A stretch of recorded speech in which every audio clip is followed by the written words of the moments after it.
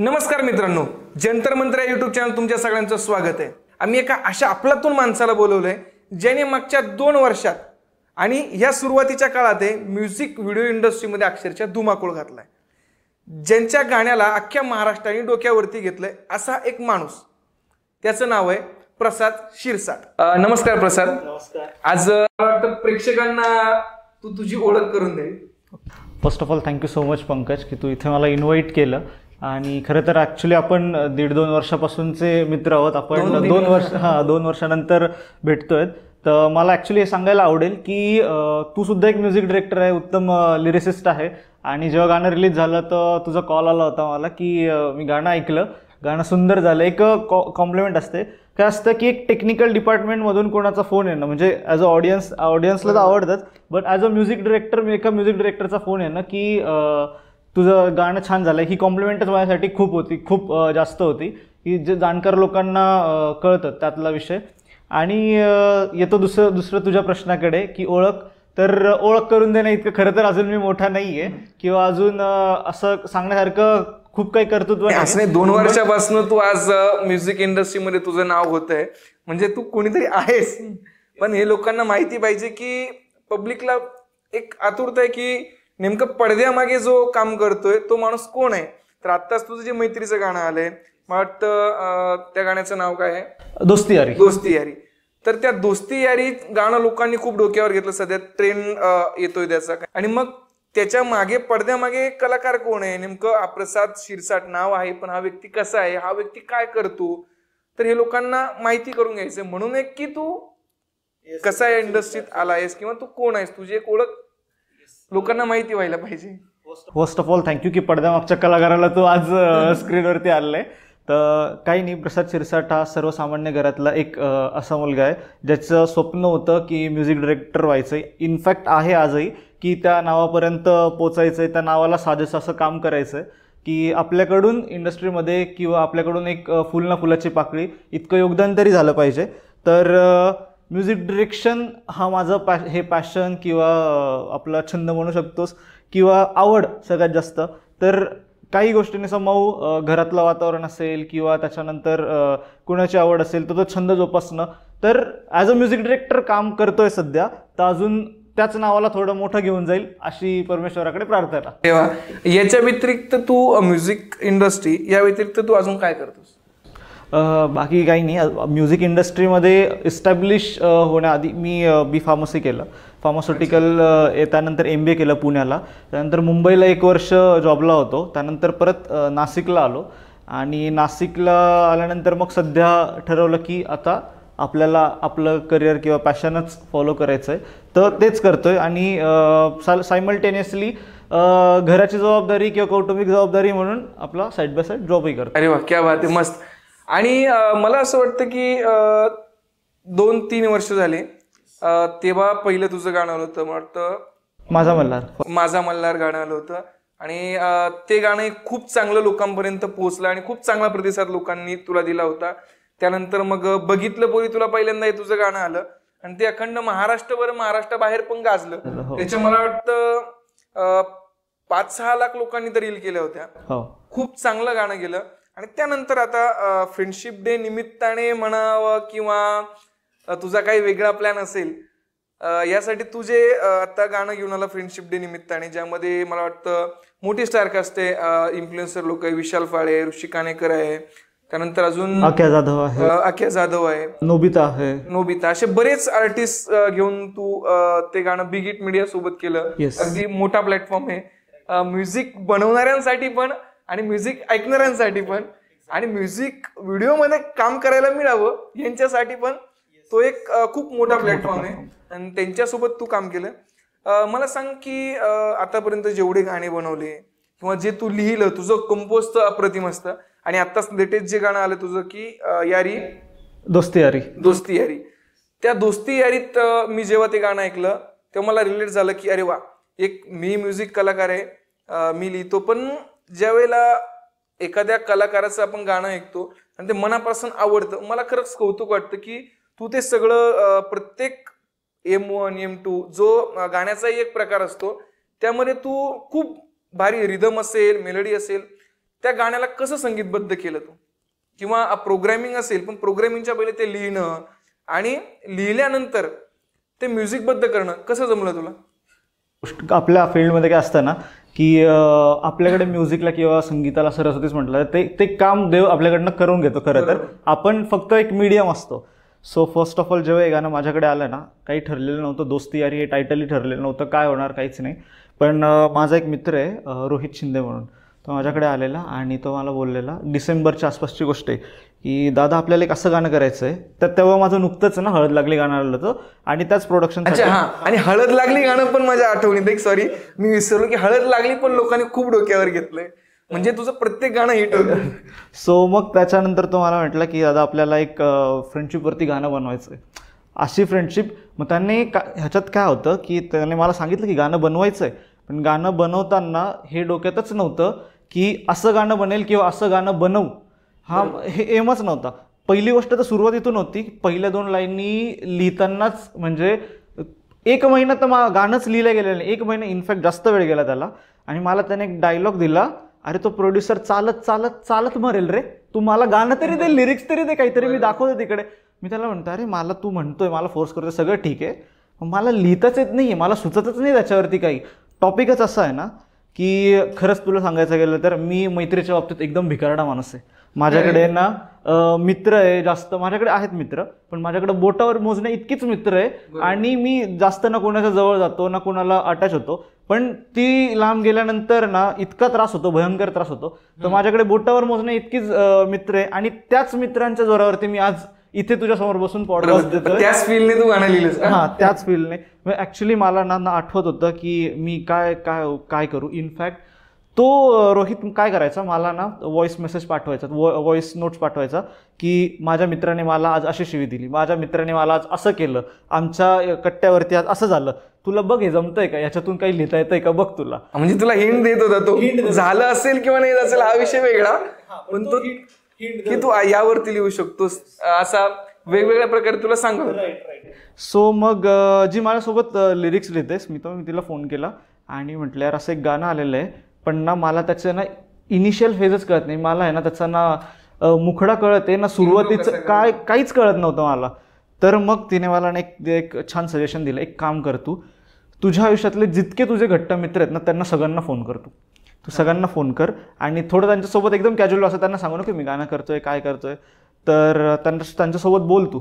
बरेच असे काही मित्र आहेत त्यांना मी सांगितलंय नाही, उगाच फोन केला, ज्यांच्यासोबत भांडणही झाली आहे, ज्यांच्यासोबत अजूनही असं वाटतं की घरी गेल्यानंतर आजही असं सिच्युएशन आहे की घरचे विचारतात की का रे तुला फोन आला नाही का, तुम्ही बोलतायत ना 2 मित्र, म्हणजे विचारतात अजून असे. तर त्या मित्रांनाही फोन केला मी फक्त आवाज ऐकण्यासाठी की काय इमोशन असतील त्याचे, काय असेल इमोशन, जे इतक्या दिवसानंतर बोलत नाहीये आणि आता अचानक फोन करणार आहे, मग त्या मित्राची काय रिॲक्शन आहे. तर त्याच्यासाठी मी फोन केला. हा एक फर्स्ट फेज होता गाणं चालू काम करण्यासाठी. सो जानेवारी महिन्यात मी ते केलं. तेव्हा मला एक थोडासा कुठे जाऊन अंदूक अंदाज आला. मग एक सिच्युएशन अशी आली की मी माझ्या मित्राला फोन केला, अरे यार मी गाणं लिहितोय आणि मला ना त्या फेजमधून मी पूर्ण आता याच्यात, पण ते प्रोजेक्ट करत असताना मी इतका त्यात इन्व्हॉल्व झालो होतो की मी बाकीचं कुठलं प्रोजेक्टच केला नाही. मी बाकीचे काम म्हणजे कामच सगळे बंद. तर मग मी गाणं लिहिताना असं लिहिलं की माझ्या आयुष्यात ज्या गोष्टी घडून गेल्या आहेत किंवा ज्या घडल्या आहेत किंवा ज्या कॉन्ट्रीब्यूट माझ्या मित्रांनी केलेलं आहे त्याच्यासाठी, तर त्या याच्यावरती आपण लिहित. मग ते गाणं कुठेतरी एक पूर्ण लाईनला पाहिलं, मग त्याच्यात सगळे इमोशन्स आलेत. मग जे असतं ना की आपण कधी कधी असं होतं की आपला इतका जवळचा मित्र असतो आणि आपण त्यासोबत साधा एक फोटोही काढत नाही आणि दुनियेसोबत भरमसाठ फोटो असतो, पण ते म्हणतात ना भाई फ्रॉम अनदर आई. पण त्यासोबत कसं असतं कधी कधी की आपण त्याला सांगूच शकत नाही की बाबा तू कोण आहेस. तर मग ती पहिली लाईन आली, कसं सांगू काय सांगू, कोण आहेस तू, रक्ताचा ना नात्याचा पण जीव आहेस तू. सो असं त्या गाण्याचं इनिशियल फेज स्टार्ट झालं. सो मग ती तशी चाल सुचत गेली, मग ते मीटर बसत गेलं. आणि याच्यामध्ये माझा एकदम जवळचा मित्र जो माझ्या म्हणजे खूप जवळचा आहे, ज्याने माझे सगळे हिवाळे पावसाळे उन्हाळे सगळे ब्रिजलेत. He is a good writer, he is a good composer. तो एक इंडिपेंडंट छान वोकलिस्टही आहे. आणि इनफॅक्ट पहिल्यांदाचा जो ब्रिज लाईन आहे तुम्ही ऐकतात ती सांगा या वेळीला माझ्या गुलछडीला. सो येस, सो ती लाईन सुद्धा आपल्या गणेशनेच गायली आहे. त्याच्यानंतर हळद लागलीचं जो वर्सटाईल वोकल आहे तो पण त्यानेच गायलेला आहे. अगदी लिटरली त्या एक दारू पिलेल्या माणसाचा आवाज काढून तोही, इनफॅक्ट तो पूर्ण जर्नी मध्ये हळदच नाही, हळदीलाच नाही, ते गाणं जिथे डीजे वाजेल तिथे वाजतो. Yes yes. सो खूप छान गाणं झालंय ते. आणि मला अजून असं वाटतं की आता तू जसं काही म्हटलं की मित्र जे कधी बोलत नव्हते त्या मित्रांशी तू बोलून त्या गाण्याशी कनेक्ट झाला.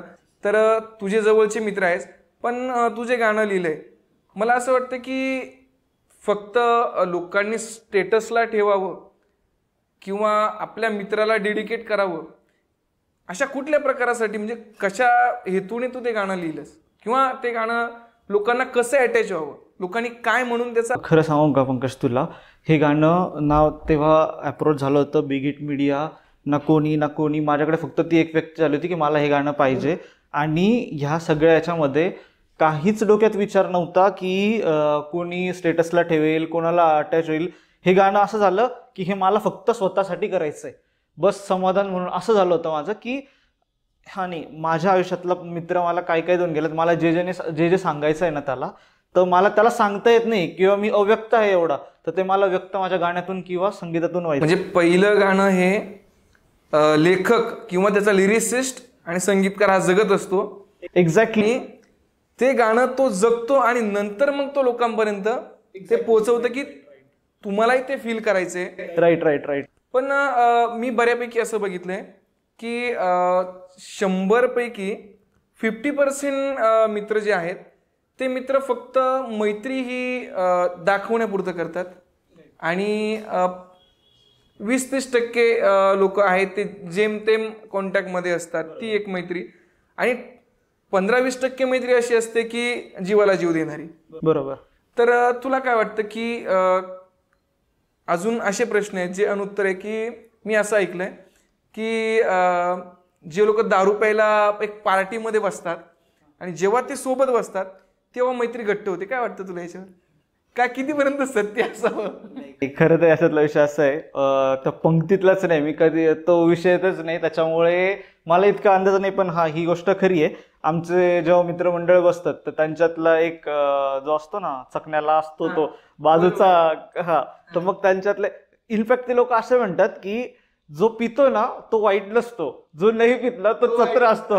तो खूप जास्त आपले काढून घेईल आणि नंतर सांगेल का. पण एक गोष्ट असं होतं, माहित नाही काय, मे बी तो बायोलॉजिकल चेंजेस असू शकतो, बट ते मित्र जेव्हा बोलतात ना किंवा असं टॉपिक निघतो ना तेव्हा असं वाटतं की हा प्युअरिटीने बोलतोय बा, तेवढं खरं सांगतोय बा. येस. सो त्यात थोडासा कच्चा आहे मी. तर आता मला तुला असं विचारायचंय की आपल्या प्रेक्षकांनाही आतुरता या गोष्टीची की इंडस्ट्रीत तू कसा आलास, म्हणजे तू कोणासोबत तुझी ओळख झाली पहिल्यांदा किंवा कुठे तू शिकलायस का, तर हा तुझा प्रवास कसा होता, तुझा प्रवास सुरुवातीचा काळ? कारण की खूप सारे असे लोक आहेत की जे खूप वाईट परिस्थितीतून आलेत, तसं तुझ्यासोबत काय झालंय का? ओके. सो मी ह्या इंडस्ट्रीत कसं आलो याच्या थोडं मी आधी सांगतो की थोडी पार्श्वभूमी सांगतो. काय, मी बिलॉंग करतो एका वारकरी फॅमिलीतून, म्हणजे मी प्रॉपर, माझे आजोबा वगैरे प्रॉपर वारकरी होते, इनफॅक्ट आजी वगैरे प्रॉपर वारकरी होते. तर आमच्या घरात म्हणजे ते वारीला जातात म्हणजे त्यांच्यासोबत टाळ आणि मृदुंग ही नाळ जोडलेलीच गेलेली. बरं. याच्यानंतर जो एक फेज आला, माझ्या वडिलांकडे ते गावाला होते वगैरे. माझ्या वडिलांची वैयक्तिक अशी इच्छा होती की त्यांना तबला शिकायचा होता. तर त्यावेळेस तबला मिळायचा 250 रुपयाला आणि क्लासची फी होती 50 रुपये. तर घरची परिस्थिती इतकी वाईट होती ना की त्यांच्या घरची, की त्यांच्याकडे ते करायलाही पैसे नव्हते. तर माझे वडील काय करायचे, ते क्लासला बघायचे आणि घरातले डब्बे वाजवायचे. सो त्यांचा एक छंद होता की मला तबला शिकायचा आहे, मला आवड आहे वगैरे. सो ती आवड मग त्यांनी मी लहान असताना, मी 2nd स्टँडर्डला असताना मला त्यांनी तबल्याचा क्लास लावला.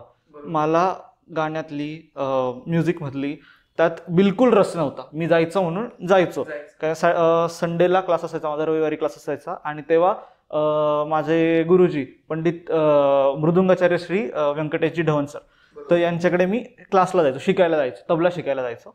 तर मग तिकडनं जायचं आणि हे ठरलेलं असायचं अभ्यास करायचा नाही हप्ताभर, रविवारी क्लास असायचा आणि मी रविवारी प्रचंड बोलणे खायचो, प्रचंड चोप खायचो, मार खायचो सरांचा, भयंकर मार खायचो. मग त्याच्यानंतर हळूहळू जसं जसं मी 5वीला आलो, मग 5वीला मला घरच्यांनी आपल्या नाशिकच्या मराठी हायस्कूलमध्ये टाकलं. मग त्याच्यानंतर मला तिकडनं ते परिपाठाचा वेळ लागला. मग परिपाठ आल्यानंतर मग तिकडचे लोक राष्ट्रगीत सुद्धा हार्मोनियमवरती, मग तिकडे ते कविता किंवा प्रार्थना जी व्हायची सकाळची ती सुद्धा त्याला तबल्याची साथ असायची. मग मला ते एक अट्रॅक्शन पॉईंट वाटलं. मजा वेगळी असायची प्रार्थनेचं, कारण की आता ज्या प्रार्थना होतात त्यांच्यापेक्षा त्या प्रार्थनेला ते हात जोडून सगळ्यांसमोर ते बोलणं. 5,000 मुलं होतीत ना रे. अरे बाप, 5,000 मुलांचा कोरस आणि ते सगळं अंगावर यायचं ना. तेव्हा ईर्ष्या लागायची की अरे मला पण तबला होतं, मी पण तिथे स्टेजवरती गेलं पाहिजे. मग प्रॅक्टिस करायची, मग तिकडे जायचं. मग हळूहळू अशी जर्नी स्टार्ट झाली. पण मला ऍक्च्युअली खरं बघायला गेलं तर म्युझिकची गोडी किंवा संगीताची गोडी ही माझ्या शाळेनंच लावली. कारण जरी मी करत होतो, मला आवड नव्हती, पण आवड केव्हा अशी म्हणजे जवळची केव्हा बनते जेव्हा तुम्ही तन मन धन अर्पण किंवा पूर्ण ते तुम्हाला एक अट्रॅक्ट करतं की हा भाई हे करायचं आहे आपल्याला. तर तिकडनं मला लागलं. मग तिकडनं हळूहळू जसं शाळेत कळालं की हा मुलगा तबला होता, मग त्यांनी मला बोलवलं आणि मग मी तबल्याला साथ करायला लागलो तिकडे. मग शाळेतल्या कविता असतील, कवितांना चाल लावणं, उगाच ट्राय करणं. मग त्याच्यामध्ये संपूर्ण संस्कृत होतं. मग संस्कृतच्या यांना मग आमच्याकडे कवितांना सर चाल लावायचं. आमच्या स्कूलमध्ये ना म्युझिक टीचर होते जाबरस मॅम आणि दांडेकर सर. तर त्यांच्याकडनं पण मला गाण्याचं म्हणजे सूरज्ञान नव्हतंच तेव्हा, डायरेक्टच नव्हतं, म्हणजे प्रश्नच नव्हता, शिकवणारच नव्हतं कोणी, तर सूरज्ञान नव्हतंच. ऐकून जे काही समजलं ते आत्ता जे काही पाझरतंय ते जे ऐकलेलं आहे ते इकडे. मग अशी ती परत शाळा आली. शाळेनंतर मग अजून स्पर्धा वाढली, कॉलेज आलं. कॉलेज मग शाळेमध्ये मला एक जाणवलं की दरवर्षी मग मला शाळा रिप्रेझेंट करायला लागली शाळेच्या सांस्कृतिक महोत्सवामध्ये, म्हणजे त्यांच्या अॅन्युअल फंक्शन मध्ये. म्हणजे ज्या वेळेला तुझी कला त्यांना समजली की हा खूप भारी करतोय काम, तर याच्यामुळे आपल्या शाळेचं नाव होऊ शकतं, म्हणून त्यांनी तुला रिप्रेझेंट केलं. तो मला असं वाटतं की माझ्या आत्ताच्या आयुष्यामध्ये माझ्या शाळेचा, माझ्या ढवण सरांचा किंवा माझ्या घरच्यांचा खूप सिंहाचा वाटा आहे. इनफॅक्ट मी लहान असताना माझी आजी मला घरापासून, मी तेव्हा झोपडपट्टीत राहायचो, तिकडनं क्लासला माझी आजी मला दर रविवारी घेऊन जायची, सरांकडे पोचवायची, मार खाऊन परत मी संध्याकाळी म्हणजे दुपारी घरी. आणि इनफॅक्ट सर पण असं मार द्यायचे, पण परत सोबत जेवायला आम्ही सरबत जेवण कर. कधी कधी असं निघालो, कधी कधी चांगला व्हायचा अभ्यास तर कौतुकही करायचं वगैरे. तर तिकडनं मग ती जर्नी स्टार्ट झाली. शाळा आलं, मग शाळेनंतर कॉलेजनंतर मग मी होतो ग्रॅज्युएशनला सपकाळाला फार्मसीसाठी. टर्निंग पॉईंट लिहिण्याचा थोडासा तिकडनं आला की तू बघितलं असेल सपकाळ पूर्ण असं ते हिरवगार डोंगराच्या डोंगर सगळे पूर्ण एकदम असं, एक साईडला हायवे, गाड्या जात आहे, आणि मला वाटतं तिथून ते एक धरण पण दिसतं आणि अंजनेरी जवळ आहे. तो तिकडनं ते सगळं वॉटरफॉल वगैरे. तर पहिली प्रेरणा लिहिण्याला निसर्गाने दिली. आणि मी डिग्री पासआउट फक्त आणि फक्त कोविडच्या कृपेमुळे झालेलं आहे, बाकी काहीच नाही ना. मी तिकडे माझ्या जर्नल्स लिहायला माझी फ्रेंड होती अनघा, ती माझे जर्नल लिहून द्यायची. आज पण गाणं रिलीज झालं, जेव्हा ती ऑस्ट्रेलिया असते आता, तिने बघितलं तर तिला एकदम भरून आलं. तर अशी जर्नी स्टार्ट झाली. मग तिकडनं थोडंफार लिहायला लागलो आणि लिहिता थोडं मग वाचायला लागतो. मग कोविड लागला. कोविडमध्ये कसं असतं, कोविडमध्ये खूप लोकांचं नुकसानही झालं आणि खूप लोकांनी डिस्कव्हरी केलं. खूप लोकांचे आयुष्य संपले, काही पुन्हा नव्याने उभे राहिले तर काही गेलेत, काही कुटुंब संपलेत तर ते आस्थागेत अजूनही उभे राहिलेच नाही. तो प्रत्येकाचा एक फेज असतो की काय, म्हणजे आपण म्हणूयात की ते विधी लिखितच होतं थोडक्यात. तर त्याच्यानंतर तिकडनं आलो. तिकडनं मग स्वतःला डिस्कव्हर केलं. डिस्कव्हर असं दिवसभर घरात बसून करायचं काय, फक्त टीव्ही बघणं, जेवण करणं, याच्या व्यतिरिक्त तर काहीतरी पाहिजे माणूस, नाही तर कंटाळून जाईल अक्षरशः. तर मग तिकडनं आला पुस्तकांची जरा घनिष्ठ संबंध. तर मग पुस्तकांना कनेक्ट झालो. मग घरातले माझे काका शिक्षक, मग त्यांच्याकडे पुस्तकांचा साठा होता, मी पुस्तकं आणायचो तिकडनं. पुस्तकं वाचलीत, बरीचशी पुस्तकं.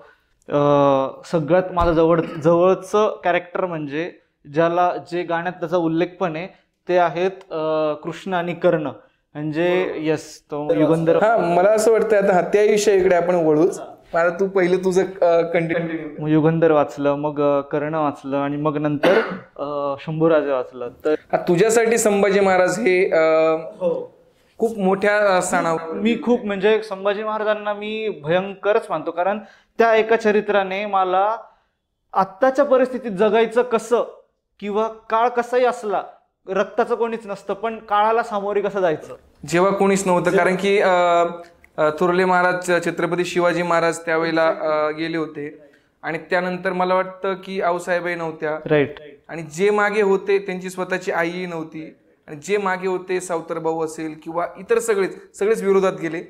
आणि फक्त घनिष्ठ एक माणूस होता त्यांचा कवी कलश आणि स्वतः संभाजीराजे.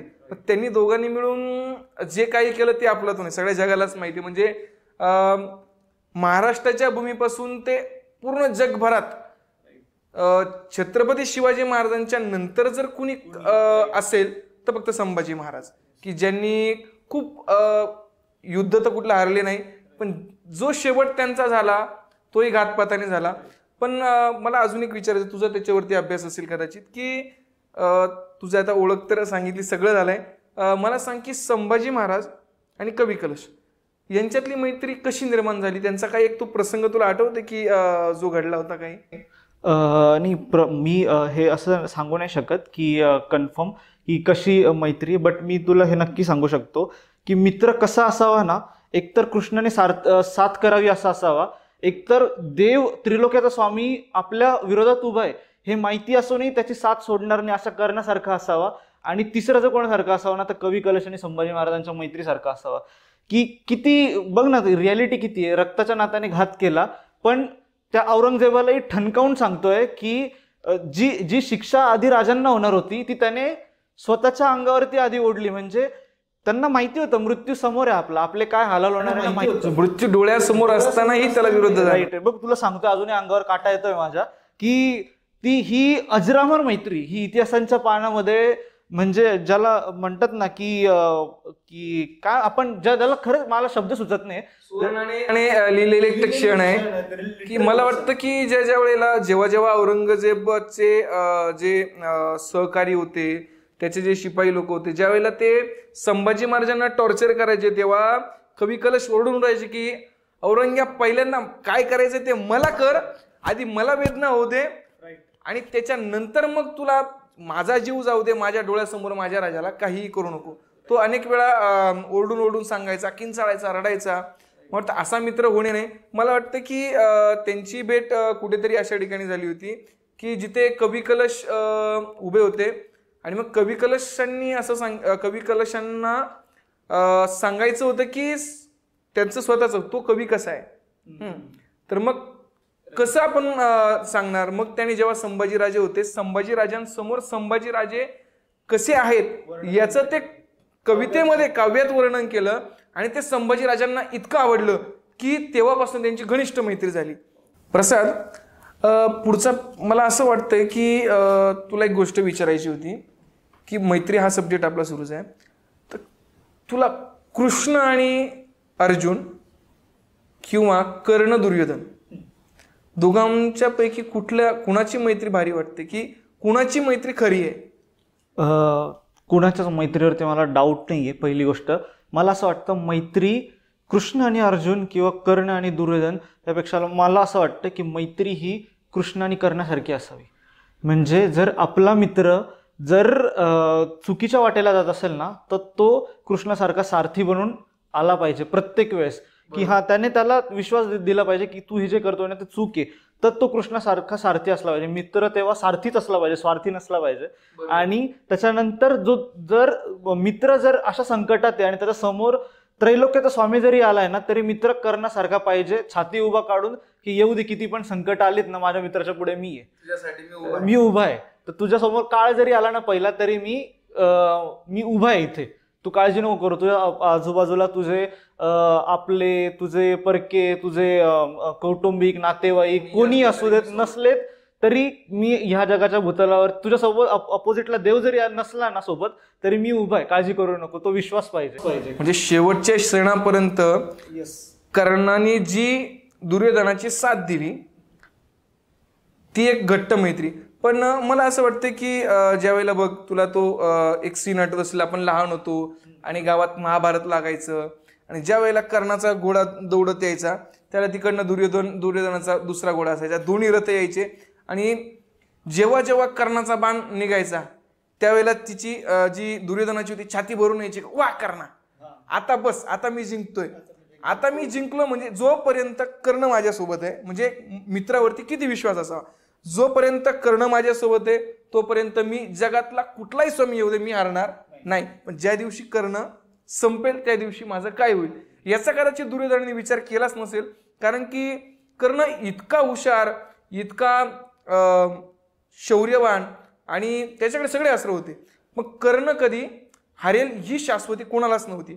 पण जेव्हा कर्ण संपला, जेव्हा त्याच्या रथाचा पाया त्या धरतीमध्ये खचला आणि तो उतरला, त्याने तो पाया काढतानाच जेव्हा जेव्हा अर्जुनाचे ते प्रत्येक बाण येऊ लागले, त्याच्यावरती ते बरसू लागले, त्यानंतरही पुन्हा त्याचे जे कानातले कवच कुंडल होते, पहिले कवच त्याचं होतं, ते कवच खोटं बोलून किंवा त्याचा तो स्वभाव होता की भिक्षा मागितली तर द्यायचीच.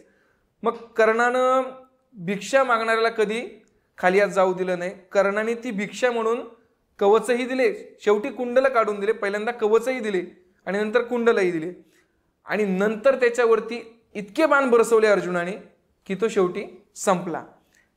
त्यावेळेला त्या मित्राला काय वाटलं असेल? तेच वाटू नये त्यासाठी जसा मित्र, तू जसं म्हणाला ना मित्र कोणासारखा असावा, तर मित्र जसा कर्णासारखा आहे तसं ती जागा उणी भरून काढण्यासाठी मित्र तिथे कृष्णासारखा पण असावा. पण मग कर्णाला असंही सांगू शकत होता कर्ण प्रत्येक वेळेला दुर्योधनाला की दुर्योधना आता थांबूयात, आपण आपलं चुकतंय किंवा ऐक, तो त्याला अट घालू शकत होता की कर्ण अरे थांब, आता किती अख्खं उद्ध्वस्त झालंय, पूर्ण जगभरातून मोठमोठे राजे महाराजे सगळे त्या महाभारतामध्ये त्या युद्धात सामील झालेत, तरी पण कर्ण दुर्योधन मागे हटायला तयार नव्हता. एकीकडे ही अशी परिस्थिती आहे आणि एकीकडे बघ अर्जुन आहे, कृष्ण आहे. अर्जुनाचं म्हणणं आहे की कृष्ण अरे मी कसं, माझ्या जवळचे लोक आहेत त्यांना मी कसं मारू, त्यांच्यावरती बाण अक्षरशः म्हणजे भीष्म तर पितामह भीष्म जेव्हा समोर येतात त्यावेळेला अर्जुन म्हणतो की अरे कृष्णा कसं काय, माझे म्हणजे माझा मी बापाला बघितलं नाही किंवा माझ्या वडिलांना मी बघितलेलं नाहीये आणि ज्या माणसाने मला लहानपणापासून मोठं केलंय, ज्याच्या मांडीवरती मी खांद्यावरती खेळलोय, त्या माणसावरती मी बाण चाललो. त्यावेळेला भगवान कृष्ण सांगतो की हा धर्म आहे, कारण की ते तुझ्या विरोधात उभे, तुझ्या विरोधात यापेक्षा ते असत्याच्या बाजूने उभे, मग तू त्यांना मारायला पाहिजे, त्यांच्यावरती तू बाण चालवायला पाहिजे. ही युद्ध आहे, युद्धभूमीवरती कोणी कुणाचा नातलग नसतो, कुणी भाऊ नसतं, कुणी बहीण नसतं. आणि त्यावेळेला अर्जुनाला मग कृष्णाने गीता सांगितली, त्याला प्रिपेअर केलं युद्धासाठी की तू आता जिंकायला पाहिजे. म्हणजे ती एक कशी मैत्री होती की त्यामध्ये अर्जुनाने आणि कृष्णाने दोघांचा एकामेकावरती विश्वास. पण एकीकडे कर्णाचं आणि दुर्योधनाचं असं होतं की जोपर्यंत तो माझ्यासोबत आहे ना तोपर्यंतच माझं अस्तित्व आहे यार, मग आता काय करणं आहे. असं मला वाटतं की अर्जुनासोबत हे झालं की ज्या वेळेला युद्ध संपलं, सगळे पूर्ण रक्ताचे सडेच पडले, जिकडे बघाल तिकडे रक्त, जिकडे बघाल तिकडे रक्त, सगळे पडलेले म्हणजे मृत्यूचे खच पडले होते आणि अक्षरशः त्यांना गोळा करण्यासाठी माणसं कमी पडत होते. इतकं मोठं ते रणांगणात रक्तस्राव होता, सगळे मांसाचे तुकडे, मग ते प्राणी यायचे, गिधडे यायचे, ते खायचे. आणि त्याच कंडिशनला पितामह भीष्मांचं तिथं ते शय्य याच्यावरती पडलेले त्या बाणांवरती. आणि ते सगळं झालं, भीष्म पितामहही गेले, सगळा शोकाकुल झाला. कृष्णाला मला वाटतं गांधारीने श्राप दिला, सगळं काही संपलं आणि भगवान कृष्ण द्वारकेला गेले. ते द्वारकेला गेले म्हणजे त्याच्यानंतर ते त्यांच्यासोबत बऱ्याच गोष्टी घडल्यानंतर ते द्वारकेला गेले. द्वारकेला गेल्यानंतर जो गांधारीचा श्राप होता की कृष्णा तुझ्यामुळे माझा वंश संपला, तुझा सुद्धा वंश संपून जाईल, आणि मग त्यांचाही वंश संपला. ते एकमेकांना मारून यदुवंशी संपले असं इतिहासामध्ये किंवा बऱ्याच ग्रंथांमध्ये लिहिलं आहे. तर मला वाटतं की जेव्हा कृष्णही गेला म्हणजे यदुवंशांचा पूर्ण विनाश झाला. त्यानंतर कृष्ण संपला हे ज्यावेळेला अर्जुनाला कळलं त्यावेळेला अर्जुनाची अशी परिस्थिती झाली की अर्जुनाच्या बात्यामध्ये म्हणजे तिकडनं निरोप आला द्वारकेवरून की यदुवंशी सगळे संपले, तर अर्जुना तू ये आणि इथल्या शोकात बुडालेल्या स्त्रियांना घेऊन जा, त्यांची सांत्वना कर. मग अर्जुन त्याचं सैन्यदल घेऊन द्वारकेला आला आणि त्याच वेळेला कुठल्या तरी जंगली टोळ्यांनी आक्रमण केलं आणि त्या आक्रमणाच्या वेळेला त्यांच्यासोबत लढताना अर्जुनाला जेव्हा कळलं की कृष्ण सुद्धा गेलाय त्यावेळेला अर्जुनाच्या बात्यामध्ये एकही बाण शिल्लक नव्हता. म्हणजे तो सगळं काही विसरून गेला, त्याची विद्या विसरला, सर्व काही बाण. इतकी घट्ट मैत्री अर्जुनाची होती. तर मला आता अजून एक प्रश्न असा विचारायचा की आता तू म्युझिक इंडस्ट्रीमध्ये, तर इकडे कशी मैत्री आहे, इकडे मित्र कसे मिळतात, म्हणजे कसे भेटतात आणि कशी घट्ट मैत्री होती, तुला काय? अफलातून मी तुला सांगू, आत्ता रिसेंटचाच किस्सा सांगतो. हे गाणं जेव्हा मिक्स मास्टर चालू होतं, दोस्ती यारीचं मिक्स मास्टर चालू होतं आणि आय थिंक दुसऱ्या दिवशी रिलीज होतं. आदल्या रात्री मिक्स आम्हाला अपलोड करताना रोहित राऊतचा कॉल आलेला आणि तो बोलला की मिक्स ना भाई, मिक्स मुझे अच्छा नहीं लगा है. तो त्यांना म्हटलं की ओके ठीक आहे. ॲक्च्युली टाईमही कमी होता त्या याच्यासाठी. तर मी जगदीशला एक फोन केला की दादा असं झालेलं आहे. Jagdish Bhandge post office studio. मी फोन केला, असं झालेलं आहे. तो म्हणे ठीक आहे आपण रात्री बसत. इन्स्टंट त्याने काही एक्सक्यूज दिला नाही मला की आता माझ्याकडे वेळ नाही आहे असं तसं. आणि तुला सॅड सिच्युएशन सांगतो, तेव्हा मी नाशिकला नव्हतो. मी तेव्हा नाशिकला नव्हतो, मला स्टुडिओला जाणंही पॉसिबल नव्हतं. संध्याकाळी 5:30-6ला झालेली ती गोष्ट आणि मला माझं असं झालं होतं मी एनी तर स्टुडिओला जाऊ.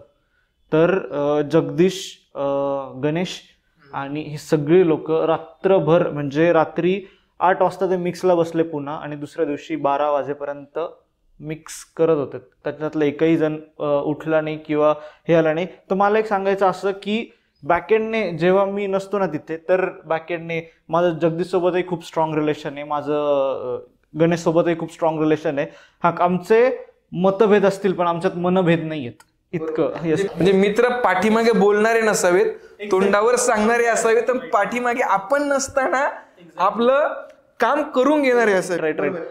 ही माझी कदाचित त्यांच्या जागेवर दुसरं कोणी असतं ना तर त्यांनी ते म्हटलं असतं की मला गरज नाहीये, मला वेळ नाहीये, तुझं तू बघ, गाणं तुझं आहे, म्हणजे गाणं तुझं आहे, आम्ही काय तुझ्यासाठी कष्ट घेऊ.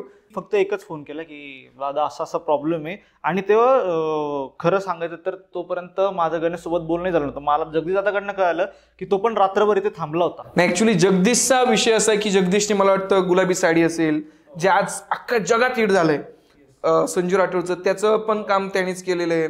तो रेकॉर्डिस्ट आहे, तिथेच रेकॉर्ड झालं. त्यानंतर तुझं गाणं आहे. मला वाटतं माझी स्वतःची सुरुवात जी झाली आहे ती जगदीशच्या स्टुडिओ झाली. जगदीशचा सगळ्यात जुना स्टुडिओ होता जगदीश भांडगे आणि त्यावेळेला तो एकच मला वाटतं 10x12चा रूम होता. 10x12च्या त्या रूममध्ये माझं पहिलं गाणं मी मराठी बाणा नावाचं गाणं केलं होतं. आणि त्यावेळेला जगदीश, सौरभ, ऋषिकेश, आम्ही सगळे मित्र मिळून आम्ही ते गाणं केलं होतं. त्याला रसिका होती. तशा सगळ्यांनी आम्ही तो कोरस वगैरे त्या त्या रूम मध्ये केलं होतं.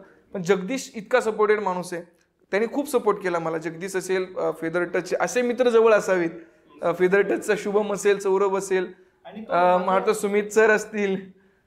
माझं प्रत्येक म्हणजे गोष्टीमध्ये तो अंडरस्टँड करतो. ती म्हणजे मला काय करायचं आहे ना हे त्याला कळतं की याची ही टेस्ट आहे किंवा याचा हा जॉनर, याचा हा झोन, याचा पिंड आहे. तर त्या हिशोबाने करतो तो. ही इज अ ब्रिलियंट. तो त्याच्यामुळे तो माझा खूप चांगला मित्र आहे. आणि गणेशही त्याच पद्धतीने आपल्या फील्डमध्ये म्हणालास तर हे दोघं चांगले मित्र आहे. मला एक अजून विचारायचं होतं की मैत्री ह्या नावावरती फक्त मैत्रीचं नाव पुढे करून कुणी तुझा फायदा घेतलाय का? खूप बरेचसे. अफलातून एकदम काय. कारण की मला असं वाटतं की मैत्री फक्त आपण मित्र आहे ना, मग मैत्रीसाठी एवढं नको काय यार, कर ना. मग अशा गोष्टी बोलून किंवा असे डायलॉग मारून बरेच लोक वापर करून घेतात बॅकएंडला. म्हणजे माझ्यासोबत अनेक गोष्टी लेटेस्ट घडलेल्या आहेत. पण ते तुम्हाला सांगतील की ते कुठलं तरी बघा, ते तुम्हाला सांगतील की इकडे जा, पण तुम्ही तिकडे जाऊ नका, तुम्ही मागे थांबा. म्हणजे पण त्यावेळेला ते आपण झोनमध्ये असतो की नाही करूया. पण खूपसे लोक मैत्रीच्या नावाखाली फायदाही उचलतात, खूपशे लोक मित्र न बनवता खूप काही करून पण जातात. हो हो राईट. तसं तसं माझ्या आयुष्यात एक व्यक्ती आहे, मानस मराठी प्रोडक्शनचे हेड संजय सर. ते पटेल सर. सो ते माझ्यापेक्षा वयाने खूप मोठे आहेत ते, बट ते आपण वयाने मोठे आहेत, एक तर मैत्रीत एज मॅटर करत नाही, बट ते एक अशा व्यक्ती जे काही न करता खूप काही करून जातात. सो मला पहिला स्टँड किंवा माझं पहिलं जे प्रॉपर गाणं आहे, माझा मल्हार असेल किंवा हे गजानन असेल, हे मानस मराठीला मला उभं एक म्युझिक इंडस्ट्रीमध्ये उभं करण्याचं काम एक त्यांनी केलं. मानस मराठी बॅनरच्या खाली, की तू आजही बघ मानस मराठीवरती दुसऱ्या कुठल्याच म्युझिक डिरेक्टरची गाणी नाही आहेत, फक्त आणि फक्त माझी गाणी आहेत त्याच्यावरती. तर ते एक व्यक्ती माझ्या आयुष्यात खूप एक इम्पॅक्ट टाकून गेला. दुसरं, मी माझ्या फ्रेंड झोन मधून मी लोकांचं नाव घेईल. अनु असेल, माझी कॉलेजची मैत्रीण, जी आता अनघा ती कॉलेजची मैत्रीण असेल, जी सध्या ऑस्ट्रेलियाला आहे ती. त्याच्यानंतर तेजस्विनी असतील, रोहन असेल, प्रतीक असेल, ते सुद्धा ऍक्च्युली आम्ही ही सगळी मंडळी शाळेपासून एका गीत मंचात होतो, त्याच्यामुळे तेव्हापासून आमची मैत्री. आणि मग त्याच्यानंतर ह्या म्युझिक फील्डमध्ये माझ्यासोबत जी गाणे लिरिक्स लिहिते ती स्मिता कुलकर्णी. सो आमचं एक एवढ्यांचं एक बॉन्ड आहे. किंवा वेदांत असेल, बरेचसे लोक आहेत आमचे. मला सांग, आज तर सगळेच लोक म्हणतात की वा वा क्या बात आहे, अरे प्रसाद तर गाणे बनवतो, म्हणजे तो हिट माणूस आहे, अख्खा महाराष्ट्र त्याला ओळखतो, किती गाणं गाजलं, आता नवीन गाणं आलंय, 10-20 इन्फ्लुएन्सर आहे त्याच्यामध्ये, अशी स्तुती करत असतील ना. पण याच्या पहिले जेव्हा काहीच नव्हतं प्रसादचं, त्यावेळेला काय म्हणायचे वा, की काय ते, म्हणजे काही असे जवळचे लोक असतात, म्हणजे नातेवाईक असतील किंवा आजूबाजूचे गल्लीतले लोक असतील, काय त्यांचं काय रिॲक्शन होतं? भाई तुला एक सांगू, तूही आर्टिस्ट आहे, मी आर्टिस्ट. मला असं वाटतं कलाकार, शेतकरी आणि जवान हे ना श्रीमंत व्यक्तीच्याच घरात जन्माला यावं असं मला वाटतं. कारण यांना समजणं ना impossible, next level to possible आहे. कारण तुला सांगू, शेतकऱ्याला तर शेतीबद्दल एक ओढ असते ना, तशी कलाकाराला कलेबद्दल, म्हणजे तू असं आपण म्हणू शकतो की अधिकारी होण्यासाठी ना 2 परीक्षा देऊन अधिकारी होता येईल, पण कलाकार होण्यासाठी अख्खं संपूर्ण आयुष्य घालवावं लागतं, तर ते कलाकार होतं. आणि जवान बनण्यासाठी अख्खं आयुष्य राईट सीमेवरती घालावं लागतं, तेव्हा तो जवान म्हणून मिरवतो राईट. किंवा ते याच्याही पलीकडे जाऊन, किंवा ते शहीद नावाचं त्याच्या समोर यावं लागतं, तर त्याला लोक जवान म्हणून ओळखतात. आणि आज पण मी असं बघतो की लोकांना असं वाटतं की पगार मिळतो खूप सारा म्हणून ते लोक तिकडे वळतात, पण बॅकएंडला तुम्ही जाऊन बघा की ते लोक 24 तास कसे उभे राहतात, म्हणजे ते तिथे बसलेत म्हणून आज आपण इथे बसलोय. राईट. सो मला असं वाटतं की ह्याच्यामध्ये ना की बरेचसे ऑब्स्टेकल्स येतात, बऱ्याचशा गोष्टी असतात. तुमचं फॅमिली प्रेशर असतं, जसं जसं तुमचं वय वाढतं तसं तसं तुमच्यावरती फॅमिली प्रेशरही वाढतं. आणि याच्यामध्ये तुमचं मरण याच्याने होतं की तुला तुझं स्वप्नही पूर्ण करायचंय, तुला घरच्यांचे स्वप्न पूर्ण करायचंय. यात घरचे चुकीचे नसतात आणि आपणही चुकीचं नसतो. आपण मिडवेला येऊन थांबतो की ते आपल्या याच्यासाठीच बोलत असतात, चांगल्यासाठीच बोलत असतात. आणि आपणही आपलं असतं की माझ्या जे मनात आहे ना, मला जे हे पूर्ण करायचं, हे मी स्वप्न बघितलेलं आहे, मला हे पूर्ण करायचं, आपण त्या गोष्टीसाठी धडपड करत असतो. कारण घरच्यांना माहिती नसतं की याच्यानंतर येणारा फेज काळ किती चांगला आहे, की किती काही देऊन जाऊ शकतो. आणि त्याच्यामुळे कदाचित आपण समजवताना किंवा लॅक ऑफ कॉन्व्हर्सेशन ह्याच्यामुळे ते कमी होतं, असं माझं वैयक्तिक मत आहे. मग हे झालं कौटुंबिक, पण आजूबाजूच्या लोकांची आत्ता रिएक्शन काय आहे, किंवा तुझ्या भोवती जे नातेवाईक असतील तेव्हा त्यांना काय वाटायचं, काय असे बोलायचे की काय करतं हे पोरगं? माझं स्ट्रगलिंग जेव्हा फेज होतात ना, तेव्हा माझा एक मित्र कॉन्स्टंट अजूनही येतो. हे गाणं लिहिताना मी त्यालाही फोन केला होता, वेदांत. मी त्याला विचारलं होतं की गाण्यासंदर्भात फोन केला होता. मला त्याने सांगितलेली एक लाईन अजूनही आठवते. तो मी कॉलेजच्या आजूबाजूला तिकडे असताना, मी सबकॉलेज होतो, तरी मी बंक मारून त्याच्या रूमवरती थांबायचो आणि आमचं कॉन्व्हर्सेशन चालायचं की काय करता येईल पुढे, असं वगैरे. तर तो मला बोलला होता की मी त्याला बोललो, आणि तो एक काळ असा होता ना पंकज, की तेव्हा लिटरली रिक्षालाही पैसे नसायचे, पायी जायला लागायचं. तेव्हा कॉलेज रोड पासून, गंगापूर रोड पासून तर इकडे गुंजाळनगरमध्ये पायी जायचो मी, लिटरली पायी जायचो. हा एक फेज होता. तेव्हा त्याने मला एक लाईन सांगितली होती की बघ प्रसाद, आत्ता ह्याच रस्त्याने पायी जातोयस ना तू, एक काळ असा येईल जेव्हा स्वतःच्या गाडीतून फिरशील आणि दुसरा प्रसाद, पास्टचा प्रसाद आहे ना, तिकडनं जाताना बघशील, तेव्हा तुला गर्व वाटेल. तो ती लाईन मला अजून पण आहे ना, म्हणजे इम्पॅक्ट करून की ती लाईन मी अजूनही नाही विसरलो. हेही दिवस निघून निघून जातील दिवस. तो एक मी तुला स्ट्रगलच्या काळात ही जी मोजकी नावं घेतलीत ना, हीच मंडळी माझ्या आयुष्यातले एकदम घनिष्ठ आहेत एकदम. म्हणजे आजही आमचे किती मतभेद असलेत किंवा आम्ही किती भांडलो तरी आजही कोणाचा फोन आला ना तरी आज असं असं झालंय, सगळं हातातलं काम टाकून. मला सांग, गाण्याने तुला काय दिलं? गाण्याने मला काय दिलं? गाण्याने मला काय नाही दिलं. गाण्याने मला स्वतःतला प्रसाद दिला. गाण्याने मला जगायचं कसं हे शिकवलं. गाण्याने मला तू कायच म्हणू शकतो ना, ज्याची मी उपमाच करू शकत नाही, ज्याचं मी शब्दात वर्णनच एक्सेप्ट केलं नव्हतं, ते गाण्याने दिलं. जे एक्झॅक्टली जे मला गाण्याने, म्हणजे मी असं म्हणतो, मला गाण्याने काहीच नाही दिलं, सगळंच दिलं. जेव्हा माणूस एकटा पडतो ना तेव्हा कोणीच येत नाही, तेव्हा गाणं सोबत असतं. सो ते एक इतका गोड प्रश्न होता. गाण्याने मला गाण्याने काय नाही दिलं, सगळंच दिलंय. जगाच्या पाठीवरचं सगळं सुख दिलेलं आहे मला गाण्याने. मला असं वाटतं की जे आपण आपल्या आत्ता आलेल्या गाण्याकडे वळूया, दोस्ती यारी. तर दोस्ती यारी हे गाणं तयार झालं तुझं, आज सगळे लोक बघताय. तर तुला असं वाटतंय का की तुला लोक कॉल, म्हणजे लोकांना असं वाटतंय का गाणं खूप छान झालं, मग लोक तुला कॉल करताय काही? भयंकर प्रचंड फोन आले तुम्हाला. मी तुला सांगू, मला एक आश्चर्य या गोष्टीचं वाटतंय की नॉर्मल तुमचे मित्र तर करतातच फोन तुम्हाला, जे ऑडियन्स आहे ती पण कधी फोन नव्हते करणार, जे कधी फोन नव्हते करत त्यांचे फोन आले तुम्हाला. आणि खूप कौतुक केलं रे. म्हणजे आणि हे याचं पण कौतुक आहे की जी आपल्या फील्ड मधली जी माणसं आहेत ना त्यांचाही फोन आला. ते खूप जास्त होतं की चल ठीक आहे, ऑडियन्स प्रेक्षकांनी केलं, प्रेक्षकांसारखं घेतात. पण ज्या माणसांना कळतात ना, जाणकारांचा फोन आल्यावरती खूप छान वाटतं, भयंकर छान वाटतं. सो गाणं रिलीज झाल्यानंतर मला भयंकर फोन आले, बरेचसे चांगल्या दिग्गज नावांचे फोन आले. अजून एक गमतीचा विषय असा की लोकांना असं वाटतं की 1 व्ह्यूज आली व्हिडिओला म्हणजे 1 रुपया मिळतो. म्हणजे 10 लाख व्ह्यूज आल्या गाण्याला, 1 मिलियन गेलं, 2 मिलियन, म्हणजे 10 मिलियन गाणं प्रसादचं गेलं म्हणजे 10 म्हणजे कमीत कमी 1 कोटी रुपये आले असतील. हा लोकांचा भास आहे. पण बॅकएंडला काय होतं हे त्यांनाच माहिती, काय परिस्थिती सुरू आहे. तर अजून आता पुढे असं मला वाटतं की हा सगळा मैत्री झाली, सगळं झालं, पण याच्या पलीकडे जाऊन तुझा पुढचा आता काय ड्रीम आहे की पुढे काय प्रोजेक्ट सुरू होत आहे वगैरे, काय सांगशील? ड्रीम म्हणशील ना तर मी एकदम खरं सांगतो की सगळे, जर कोणी चांगल्या डिरेक्टरने बघितला तर फिल्मसाठी, तर माझं खरंच पहिला अप्रोच फिल्म आहे. माझं मोठं स्वप्न आहे 70 mm पडद्यावरती गाणं यावं, लोकांनी बघावं की प्रसादने म्युझिक केलेला पिक्चर येतोय.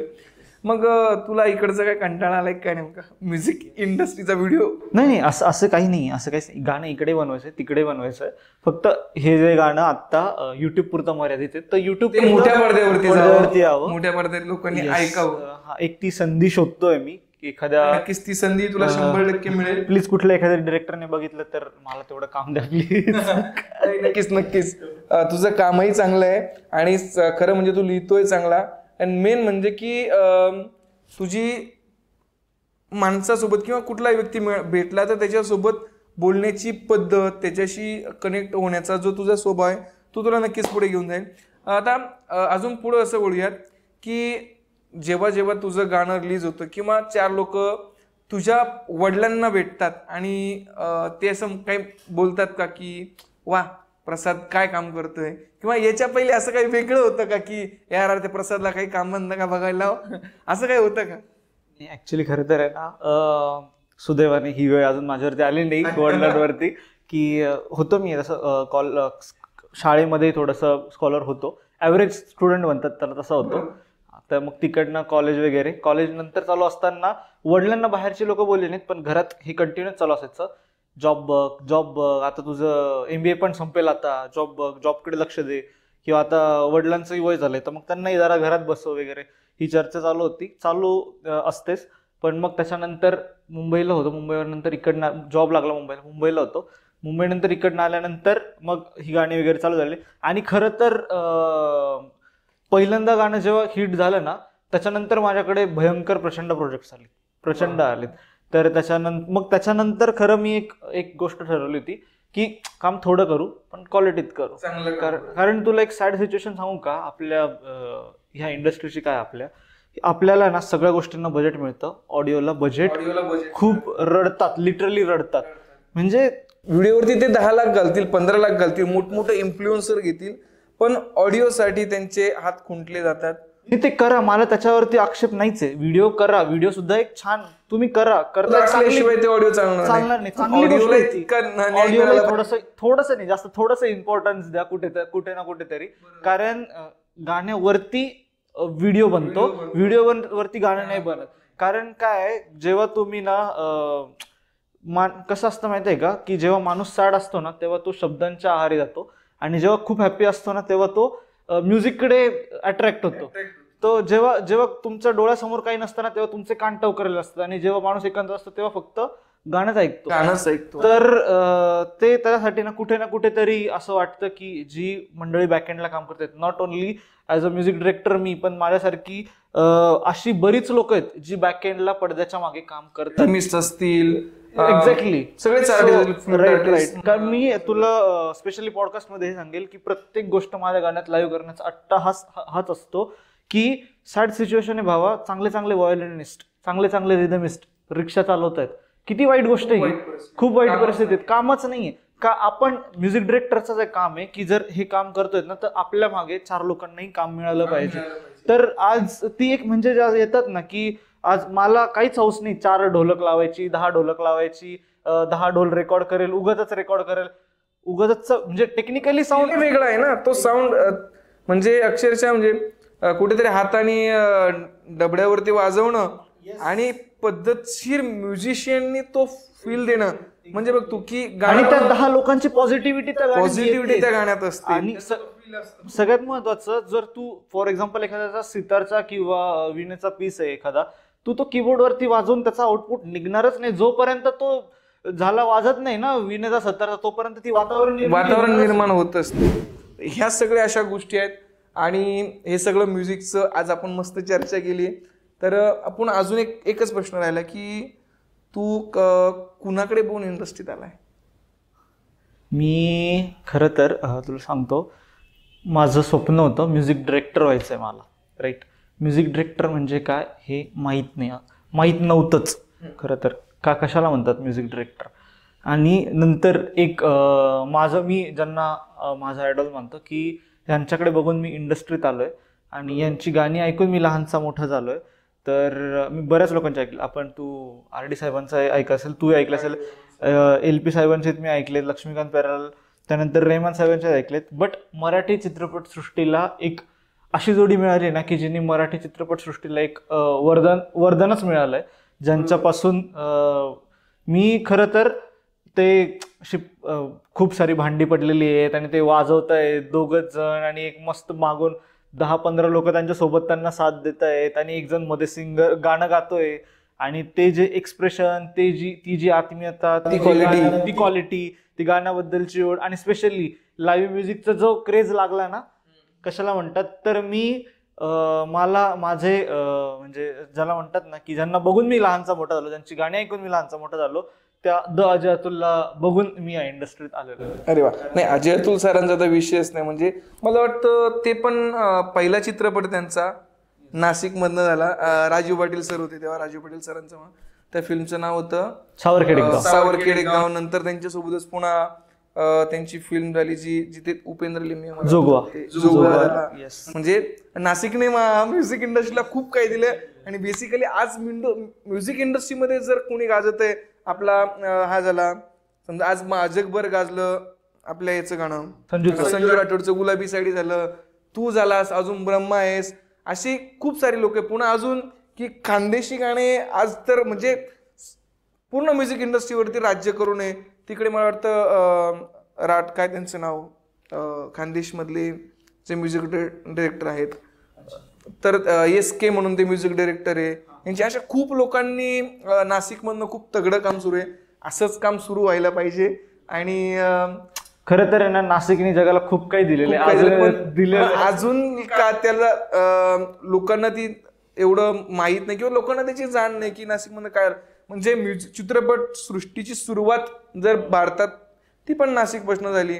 कुसुमाग्रज असतील, सावरकर असतील, फाळके असतील, खूप काही दिलंय.